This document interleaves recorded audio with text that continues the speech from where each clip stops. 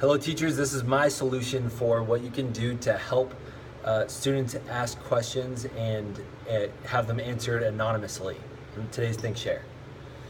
Hello and welcome to the Daily Think Share. My name's Zach. I'm here to bring to you what I've been thinking about, sharing about, talking about, listening to that I don't have time to teach in math class. It doesn't really belong in math class.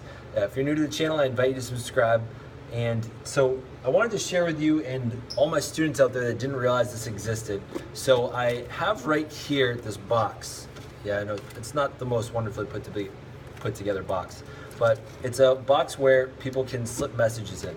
What it says is insert book, page number, problem number, and I will explain it on YouTube. So on the other channel that a lot of you know about, I do a lot of YouTube tutorials for a lot of the math problems that I do in class. So this right here is meant to be an opportunity for students that, you know, they're in the back of the class or maybe, you know, doesn't matter where they're sitting, but there's that moment when they think that everyone else understands something and they think to themselves, I don't want to be that person that asks a question after everyone just got it and I'm the last person to get it.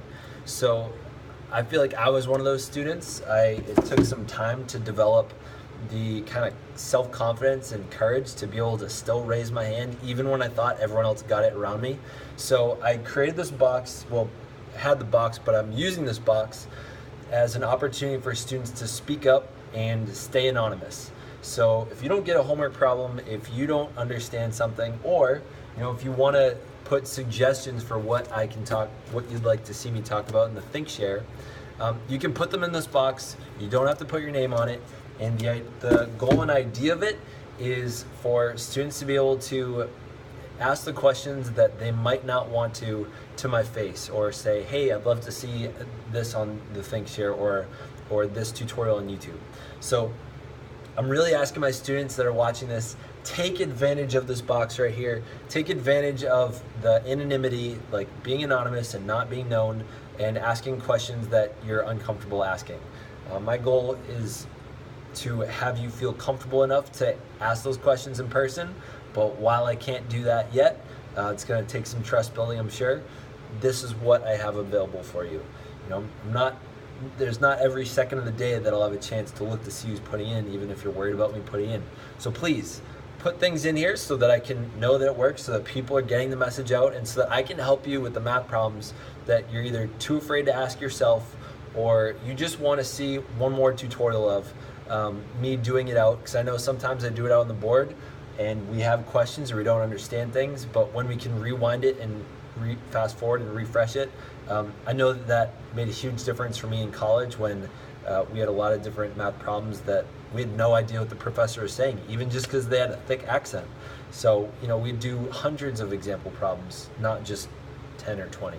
So hope this is useful. Thank you for watching. Teachers out there that are trying to build trust with their, you know, I can't count on all teachers doing YouTube channels, but I bet you could have one or two students help you run a channel if you do the tutorials.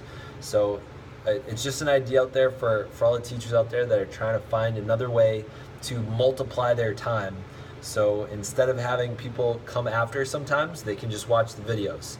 By now I've had over 600 minutes of watch time. That's over 10 hours just on the math videos that I've put out on my other channel, and it's only the second week of school.